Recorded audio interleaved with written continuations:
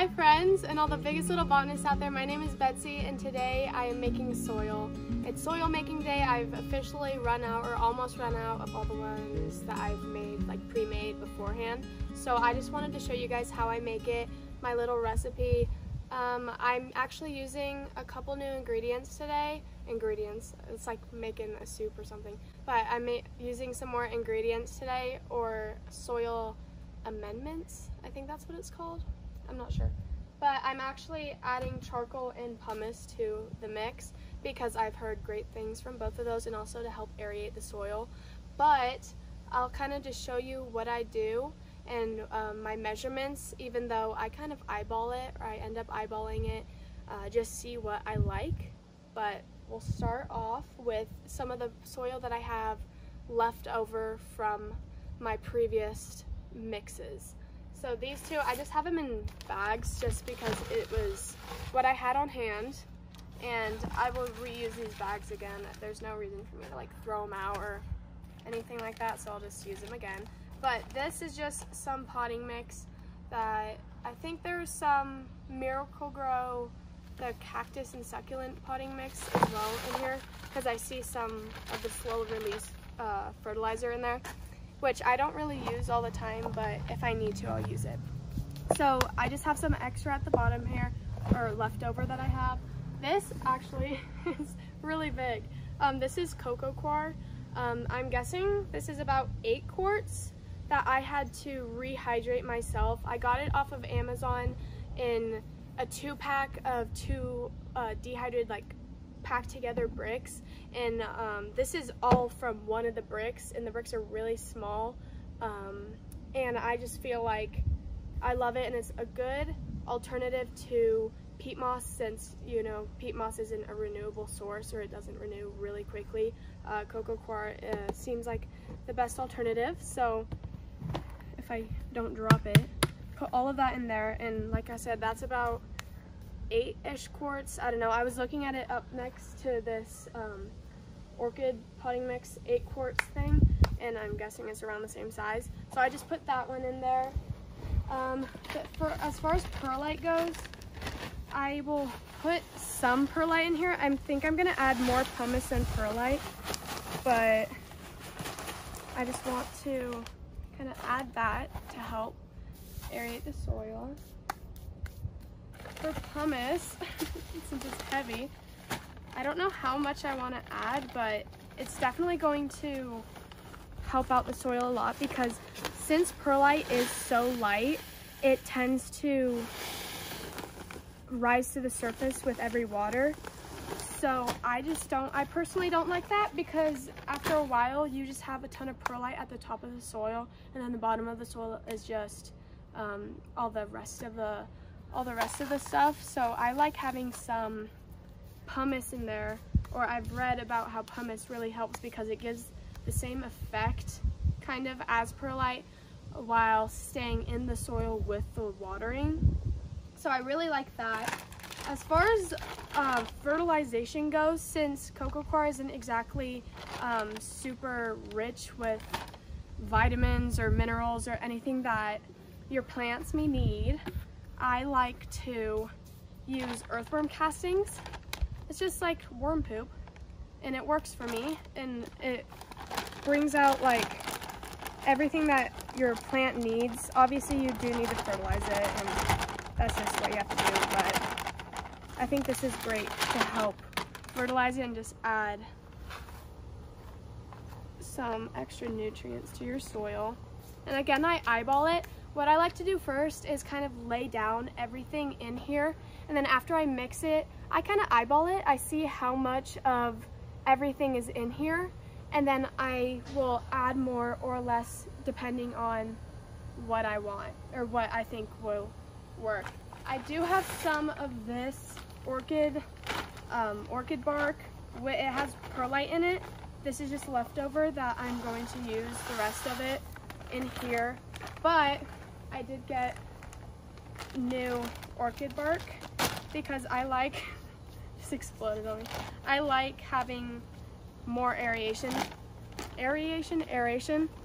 because since most of my plants are aeroids, they don't like to be waterlogged, and most plants don't like to be waterlogged as it is, but I just feel like as long as I give my plants, and especially the aroids that I do own, a little bit more drainage, they just like it a lot better. That's why I also stick to terracotta, or I really like terracotta, because I'd rather have to water my plants more often than have to like repot them soon, because then I realize, oh, they're not getting enough drainage or they're not drying out quick enough. So that's why I like to use terracotta. Also, I kind of like just how it looks aesthetically, because when you have a ton of terracotta, it just looks a little bit more on the uniform side. They all just look really nice together, so I really like that, and I do like the drainage. But of course, there are some plants that I can't put in terracotta because they need to stay moist, and so I just have to like kind of do that. Okie doke, so I just cut that really quick because it took me a little bit of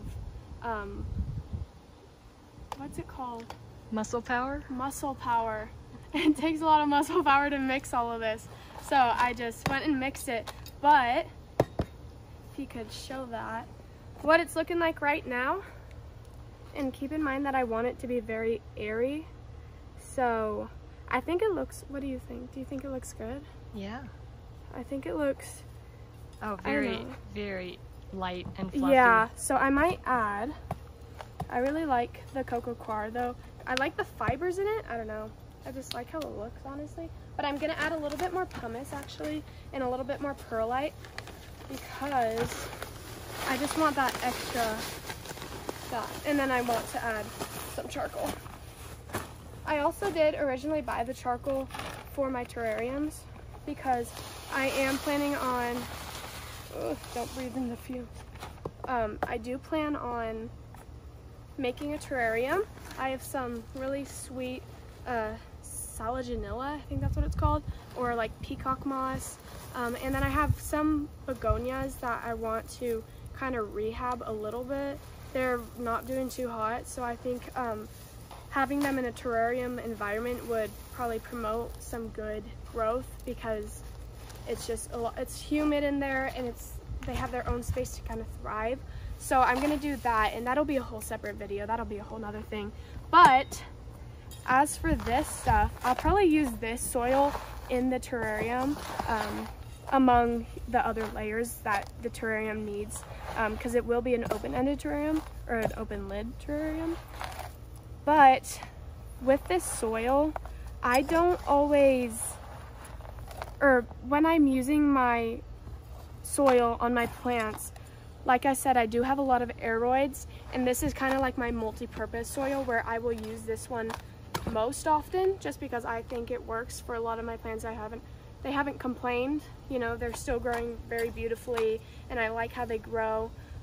But every now and then I will kind of add more amendments, or kind of alter the soil for the specific type of plant. Like, I'm trying to think of what else. My Anthurium magnificum likes to stay a little bit on the moist side. I'm gonna pot it up in terracotta, even though it likes to stay a little bit moist, because when I was making the soil for my Anthurium, I needed to, or I wanted to, add sphagnum moss to it, just because sphagnum retains moisture really well, and I wanted it to hold the moisture, but I also don't want it to get a little bit too moist, so that it'll promote pests or just bad fungus or bacteria. I just would rather not have to deal with that. In my opinion, I don't want to deal with my poor little magnificum like not being happy, because I love that thing to death. So I added sphagnum, and all I did with that was add sphagnum to this and kind of make it a little bit more airy, so that even though the sphagnum will retain moisture, it won't hold on to too much. It'll still drain, and then the sphagnum will hold on to what it needs to hold on to. Okie doke, thank you guys so much for watching. This will be enough to pot up a lot of the plants that I have in the future, especially since the plants that I do get don't have ginormous pots, so this will be really long lasting for me. I'll make sure to store it in a drier place, make sure it's not too damp and it doesn't create a little environment in the like Tupperwares and the bins that I'm storing the soil in. But yeah, thank you guys so much for watching. Thanks to my mom for filming, and please make sure to like and subscribe if you want some more videos like this, all planty things. And again, thanks for watching. Have a great day.